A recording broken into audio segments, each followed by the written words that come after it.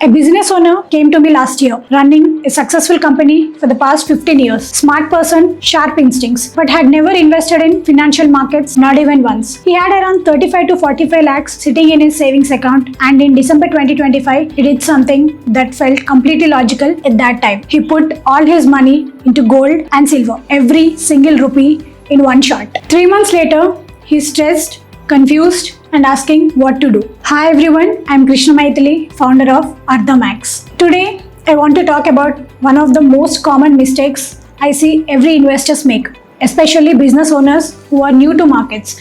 No jargons, no complicated terms, just the truth. This series is built on one simple idea.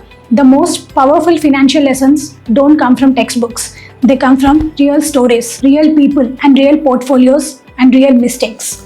Let's start with episode 1 of Artha Files Financial Mistakes Decoded, the Gold Trap. First, let me tell you why this client chose gold. Because it was not a random decision.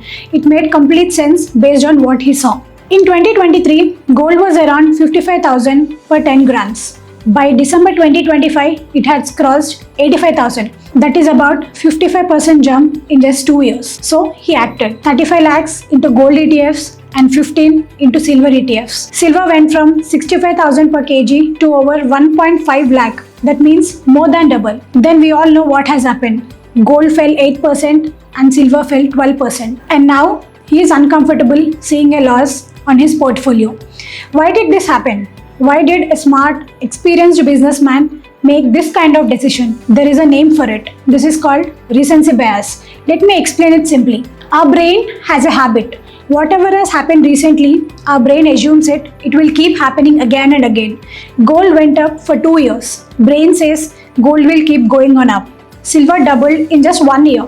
Brain says silver will again keep doubling.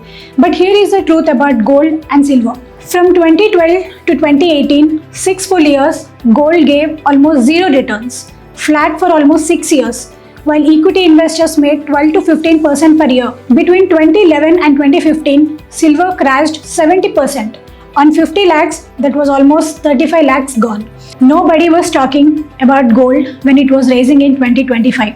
Only the recent gains were visible. This is called recency bias. The most dangerous part of it is, it feels so logical.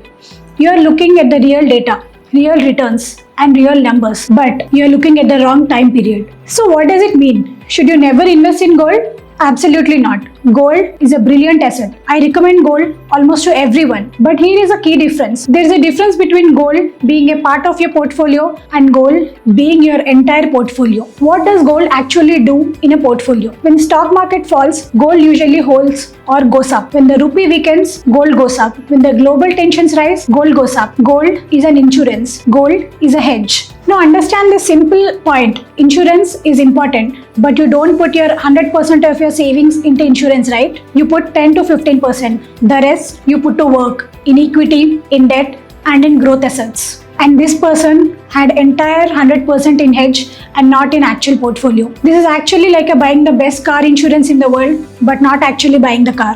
Gold is actually brilliant. Gold is a structured portfolio. It's smart. Gold as your entire portfolio is bet. Please understand the difference. And a bet feel like a strategy until the market moves against you. I hope you have learned something from this video. See you again in the next video of Artha Files. Thank you.